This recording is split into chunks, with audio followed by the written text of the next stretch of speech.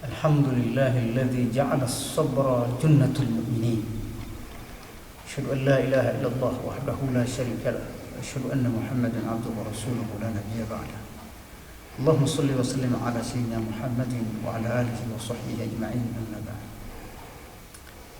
Pemirsa TV Isnet yang dirahmati Allah Subhanahu wa taala. Kita bersyukur pada Allah Azza wa Jalla. Allah telah menyampaikan usia kita pada hari ke-8 Ramadan. Di hari ke-8 ini kita akan membahas insyaallah tentang Ramadan adalah kampus kesabaran. Mengapa Ramadan disebut kampus kesabaran? Karena dalam sebuah hadis Rasulullah SAW bersabda,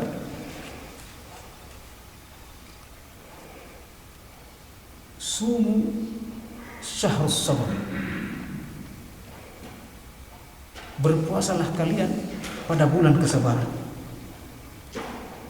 Para ulama syahrus sabr di sini adalah, mereka mengatakan adalah bulan Ramadan, termasuk Yusuf Al-Qaradawi dalam bukunya Fiqhus Siyam. Kenapa Ramadan disebut bulan kesabaran? Karena Ramadan mengajarkan kita berpuasa untuk menahan syahwat, menahan kebiasaan kita sehari-hari makan dan minum, menahan emosi, menahan segala-galanya. Kesabaran adalah menahan emosi, menahan syahwat, menahan nafsu, menahan jiwa untuk tidak melakukan hal-hal yang dilarang oleh Allah. Inilah inti kesabaran, saudara sekalian dirahmati Allah. Oleh karenanya, kesabaran adalah dalam hadis yang lain disebut junnatul mu'min, perisai orang beriman. Kenapa? Orang beriman bisa menahan emosi, bisa menahan jiwa, menahan diri untuk melakukan hal-hal yang dilarang oleh Allah.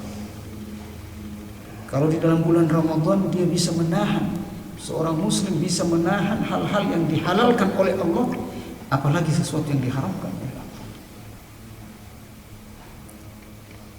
Sabar memang ada 3 macam. Para ulama mengklasifikasi sabar ada 3 macam. Pertama, sabar alal musibah, as-sabru alal musibah. Sabar terhadap musibah. Yang kedua, as-sabru ala ta'ah. Kesabaran untuk terus melakukan ketaatan kepada Allah.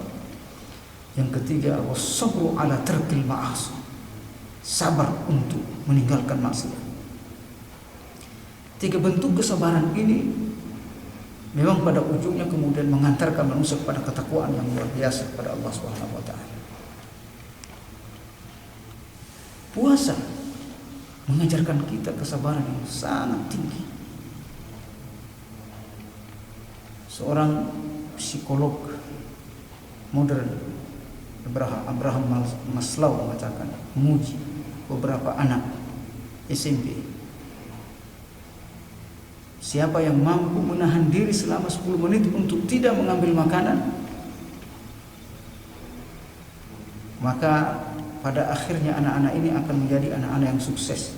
Dalam penelitiannya selama 20 tahun, anak-anak yang tadi bersabar untuk tidak mengambil makanan selama 10 menit, bersabar, ternyata pada puncak karir mereka, rata-rata mereka menjadi pemimpin.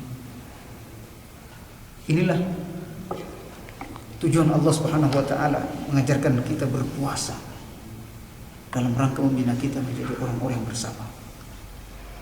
Karena kesabaran adalah puncak integritas seorang manusia.